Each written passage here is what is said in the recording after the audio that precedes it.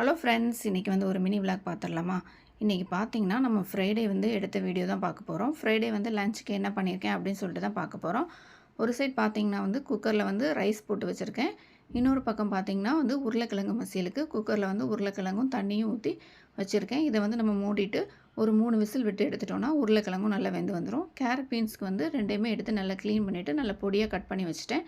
மசியலுக்கு பார்த்தீங்கன்னா 2 வெங்காயம் வந்து பொடியாக கட் பண்ணி வச்சுருக்கேன். 2 பச்சை மிளகாவும் கட் பண்ணி வச்சுட்டேன்.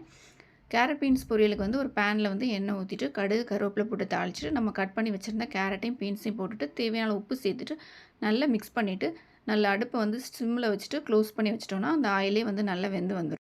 இன்னொரு பக்கம் உருளைக்கிழங்கு மசியலுக்கு பேனில் வந்து எண்ணெய் ஊற்றிட்டு கடுகு சோம்பு சீரகம் கருவேப்பிலை போட்டு தாளிச்சிட்டு நம்ம கட் பண்ணி வச்சுருந்த வெங்காயம் பச்சை மிளகா போட்டு வதக்கிட்டு ஒரு ஸ்பூன் இஞ்சி பூண்டு பேஸ்ட்டும் போட்டு வதக்கிட்டு மஞ்சத்தூள் மிளகாத்தூள் மல்லித்தூள் சீரகத்தூள் கரம் மசாலா இது எல்லாத்தையுமே வந்து ஸ்டவ்வை வந்து சிம்மில் வச்சுட்டு நல்லா வந்து மிக்ஸ் பண்ணிக்கணும்.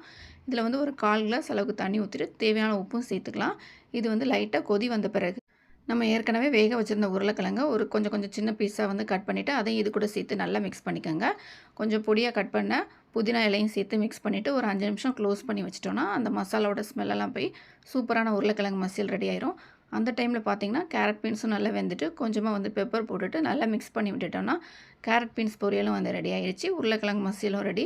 சாம்பார் பார்த்தீங்கன்னா நான் வந்து ஏற்கனவே வச்சுருந்தேன். இதில் வந்து கத்திரிக்காய், முருங்கைக்காய், அதுக்கப்புறம் கேரட், வெண்டைக்காய் எல்லாம் போட்டு ஒரு சூப்பரான சாம்பார். இந்த வீடியோ பிடிச்சிருந்தா கண்டிப்பாக லைக் பண்ணுங்கள். இதில் உங்களுக்கு எது பிடிச்சிருக்கு அப்படின்னு